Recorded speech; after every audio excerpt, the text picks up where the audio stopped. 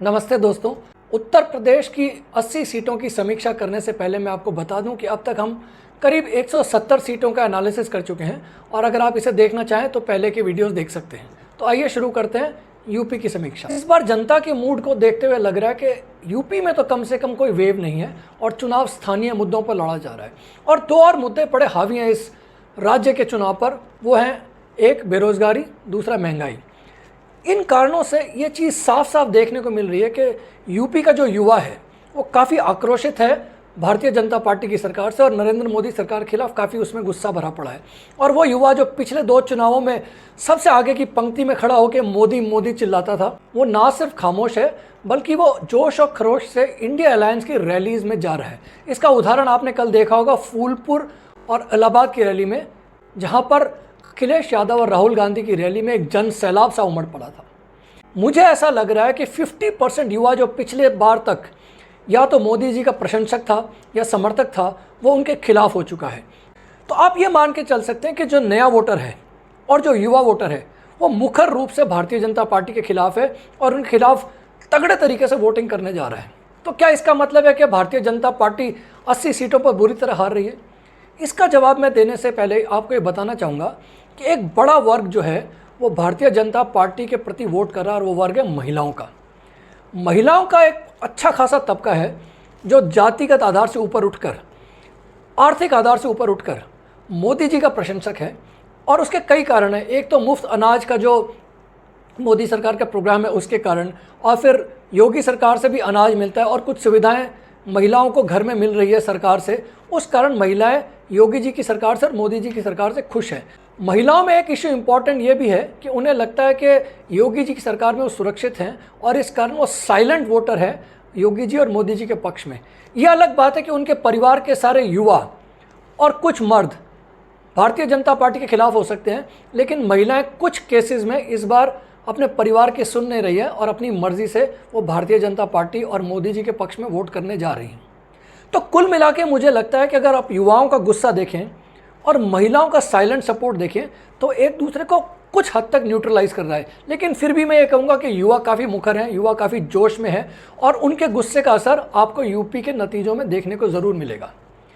तीसरा important factor इस बार ये हुआ है दोस्तों कि इस बार अखिलेश यादव की पार्टी ने जो अपना पुराना MY समीकरण है उसको काफ़ी हद तक उसको तोड़ने का काम किया है और जनता में मैसेज दिया है कि वो मुस्लिम और यादव के अलावा कुछ और जातियों को भी साथ लेकर चलना चाहते हैं। अपने जातिगत आधार को बढ़ाने के प्रयास में अखिलेश यादव ने काफ़ी OBC और पिछड़ी जातियों के कैंडिडेट्स को टिकट दिए हैं और वो दिए यादव और मुस्लिम की कॉस्ट पे, तो उनका जनाधार थोड़ा बढ़ गया है। और इसका सबसे बड़ा एग्जाम्पल ये है कि उन्होंने 2 सीट जो कि सामान्य सीट है वहाँ पर भी दलित कैंडिडेट्स उतारे हैं। उनमें से एक आप जानते ही हैं जहाँ से अरुण गोविल लड़ रहे थे, मेरठ, और दूसरी है फैज़ाबाद। तो उनका जो जातिगत बेस बढ़ा है उसका भी कुछ असर चुनाव में होता हुए दिख सकता है। अब आप ये पूछना चाहेंगे कि क्या भारतीय जनता पार्टी और विपक्ष के बीच में करीब जो 13, 14, 15% का गैप था पिछले इलेक्शन में, क्या वो भर सकता है? तो मेरा ये मानना है कि इस बार करीब करीब 7 से 8% वोट्स का स्विंग इंडिया अलायंस की तरफ आने वाला है। तो इसका असर दोस्तों नतीजों पर क्या पड़ेगा? देखिए, इस बार यूपी का जो इलेक्शन है वो बहुत ही अलग किस्म का है, लेकिन मैंने जितने लोगों से बात की है, जिन से मैंने आकलन किया है, जैसे जैसे मैंने ग्राउंड रिपोर्ट्स देखी और मैं खुद भी 5-6 सीट्स पर अभी जाकर आया हूँ, मुझे ऐसा लगता है कि भारतीय जनता पार्टी के लिए अपने पिछली बार की 62 सीट्स की टैली को टच करना अभी बड़ा मुश्किल लग रहा है।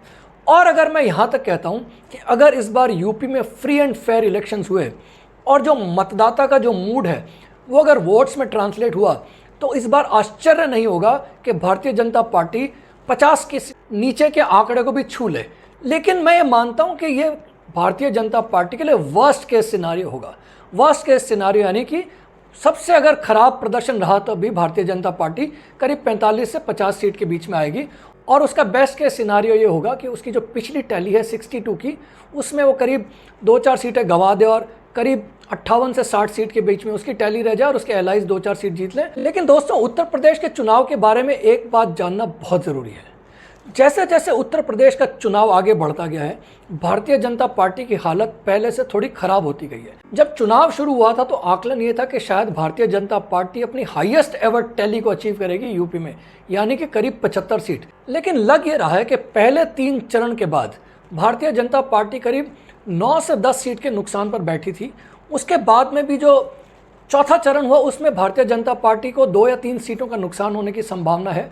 और उसके बाद के जो चरण हैं, खासकर जो आज वोटिंग हो रही है अवध और पूर्वांचल में और कुछ इलाके जो बुंदेलखंड है, वहाँ पर भी भारतीय जनता पार्टी को 5 से 6 सीट के नुकसान होने की संभावना जताई जा रही है। तो कुल मिला के मुझे लगता है कि पहले 5 चरण के बाद इंडिया अलायंस करीब 15 से 17 सीट जीत चुकी है। लेकिन जैसे जैसे चुनाव बढ़ रहा है, एक अंडर करंट सा बनता जा रहा है भारतीय जनता पार्टी के खिलाफ। और मैं फिर से रिपीट करना चाहूँगा कि अगर इलेक्शन फ्री एंड फेयर हुआ तो इस बात का मुझे आश्चर्य नहीं होगा कि भारतीय जनता पार्टी 50 के नीचे के आंकड़े पे फिसल जाए और उसको करीब पिछली बार से 12 से 13 सीट का नुकसान हो जाए। तो दोस्तों, अब आप जानना चाहेंगे कुछ वीआईपी सीट्स के बारे में और आपको ये जानने की जिज्ञासा होगी कि 10-12 इंपॉर्टेंट सीट्स हैं यूपी की, वहाँ क्या हो रहा है। तो मैं शुरू करता हूँ मथुरा से, जहाँ हेमा मालिनी लड़ रही हैं। मुझे लगता है कि हेमा मालिनी चुनाव आसानी से जीत रही हैं। उसके अलावा आप जानना चाहेंगे कि क्या मेरठ में अरुण गोविल चुनाव जीत रहे हैं। अरुण गोविल मुश्किल में ज़रूर फंसे हैं और जैसे मैंने आपको बताया कि वहाँ पे समाजवादी पार्टी ने एक दलित को कैंडिडेट बनाया, इस बात के बावजूद कि वो जनरल सीट है। लेकिन फिर भी मेरे को ऐसा लगता है कि अरुण गोविल को एक मामूली सा एज है मेरठ में। आप जानना चाहेंगे कन्नौज में क्या हो रहा है, तो कन्नौज में मुझे साफ जीत दिखाई दे रही है अखिलेश यादव की। उनकी वाइफ जो है वो भी आसानी से चुनाव जीत रही है, डिम्पल यादव जो है। इसके अलावा यादव परिवार के जितने भी कैंडिडेट्स इस मैदान में हैं इस बार चुनाव में, उनमें से करीब करीब सब जीत रहे हैं। एक सीट ज़रूर है बदायूं, जहाँ पर मुझे लगता है कि जो आदित्य यादव हैं उनके ऊपर एक प्रश्नवाचक चिन्ह लगा हुआ है कि क्या वो उस चुनाव को निकाल पाएंगे कि नहीं। उसके अलावा उनकी जो परंपरागत सीटें हैं बाकी, वो यादव परिवार अच्छे से निकाल रहा है। लखनऊ में राजनाथ सिंह बड़े अंतर से चुनाव जीतेंगे क्योंकि यहाँ कांग्रेस फाइट में ही नहीं है। और बनारस के बारे में तो कुछ कहना बेकार इसलिए है कि वहाँ पे सवाल सिर्फ ये होगा कि नरेंद्र मोदी का मार्जिन क्या रहता है। अब आप पूछेंगे कि अमेठी और रायबरेली में क्या हो रहा है। इसके बारे में एक डिटेल डिस्कशन का वीडियो मैं कल जारी कर चुका हूं, लेकिन मैं नटशेल में आपको ये बता देता हूं कि रायबरेली की सीट तो राहुल गांधी आसानी से जीत रहे हैं और हो सकता है इस बार उनका मार्जिन पिछली बार के चुनाव में जो मार्जिन था सोनिया गांधी का उससे ज़्यादा हो जाए। और उसके कारण भी मैं आपको बता देता हूँ। एक कारण है कि इस बार कोई लहर नहीं है, दूसरा पुलवामा फैक्टर नहीं है, तीसरा यह है कि यूथ जो है वो राहुल गांधी से काफ़ी प्रभावित हैं। इस कारण मुझे लगता है रायबरेली में तो मार्जिन बढ़ने की संभावना है। अमेठी में भी जो मुकाबला बड़ी टक्कर का हो रहा है। अमेठी में खास बात यह है कि अगर आप माइक पे लोगों से पूछेंगे तो आपको कुछ ज़्यादा नहीं बताएंगे, लेकिन जैसे ही आप माइक बंद करेंगे, जैसे ही आप उनसे खुसुर फुसुर करके पूछना चाहेंगे कि क्या स्मृति ईरानी जीत रही हैं, तो अपने मन की बात वो इतनी भड़ास के साथ बताते हैं जैसे सुन के लगता है कि अगर चुनाव फ्री एंड फेयर हुआ तो स्मृति ईरानी काफ़ी भारी अंतर से चुनाव हारने जा रही हैं। और मुझे आश्चर्य नहीं होगा कि उनकी जो हार का मार्जिन है वो या तो रायबरेली के बराबर हो जाए या करीब करीब उसके समकक्ष हो जाए, क्योंकि रायबरेली के अलावा अमेठी में भी एक हवा चल रही है कांग्रेस के पक्ष में। और उसका कारण एक ये भी है कि वहाँ पर स्मृति ईरानी के प्रति काफ़ी एंटी इनकम्बेंसी का माहौल है और काफ़ी एंगर है उनके लिए। और कुछ इस बात का पश्चाताप भी है कि अमेठी जो एक वीआईपी सीट कहलाती थी गांधी खानदान की प्रेजेंस के कारण, वहाँ से राहुल गांधी को पिछली बार वोटर्स ने हरा दिया।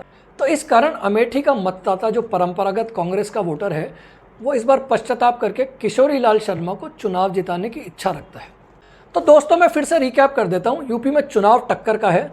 यहाँ पे 3-4 फैक्टर्स हैं जो बीजेपी के खिलाफ जा रहे हैं। पहला है यूथ में जो गुस्सा है बेरोजगारी के कारण वो। नंबर 2 ये हो रहा है कि यहाँ पर एक तरीके का कंसोलिडेशन हो रहा है कुछ और ओबीसी और दलित वोटर्स का समाजवादी पार्टी और कांग्रेस के पक्ष में। नंबर 3, समाजवादी पार्टी और कांग्रेस की अलायंस ग्राउंड पे बड़े अच्छे तरीके से काम कर रही है। उसकी वजह यह है कि समाजवादी पार्टी के और कांग्रेस के वर्कर्स दोनों ही परेशान हैं और इस बार वो एक दूसरे के साथ कंधे से कंधा मिलाकर भारतीय जनता पार्टी से लड़ रहे हैं। चौथा फैक्टर ये है कि इस बार समाजवादी पार्टी ने टिकट्स बड़े अच्छे बांटे हैं और उसका फ़र्क पड़ सकता है इलेक्शंस में। भारतीय जनता पार्टी के पक्ष में 2 चीज़ जा रही है। एक तो जा रही है योगी जी की जो खुद की इमेज है, वो लोग मानते हैं कि योगी एक एफिशिएंट एडमिनिस्ट्रेशन रन कर रहे हैं और वो कानून और व्यवस्था की जो पालना होती है वो अच्छे से यूपी में करवा रहे हैं। और दूसरा इंपॉर्टेंट फैक्टर है मोदी जी की सरकार और उनकी जो पॉलिसीज़ हैं, खासकर जो फ्री डिस्ट्रीब्यूशन की जो स्कीम्स है, लाभार्थी जो स्कीम्स है, उसके कारण महिलाएं साइलेंटली वोट कर रही है भारतीय जनता पार्टी के पक्ष में। तो इस कारण 4 फैक्टर्स तो हैं इंडिया अलायंस के पक्ष में और 2 फैक्टर्स हैं भारतीय जनता पार्टी के पक्ष में। तो दोस्तों यह थी मेरी एक संक्षिप्त परिचर्चा उत्तर प्रदेश के बारे में। इसके अलावा आप मेरे जो मैंने बाकी स्टेट्स के आकलन किए वो पुराने वीडियोस में देख सकते हैं। और अगर आपको ये चर्चा पसंद आए, मेरा एनालिसिस पसंद आए, तो कृपया इसे लाइक भी करें और सब्सक्राइब भी, क्योंकि मैं आगे भी आपको 3-4 इंपॉर्टेंट स्टेट्स हैं उनके बारे में बताऊँगा, जिनमें 2 इंपॉर्टेंट स्विंग स्टेट्स हैं, महाराष्ट्र और बिहार, और एक जो इंपॉर्टेंट स्टेट है वो है गुजरात। मेरा नाम है संदीपन शर्मा। चर्चा को देखने के लिए बहुत बहुत धन्यवाद। नमस्कार, जय हिंद।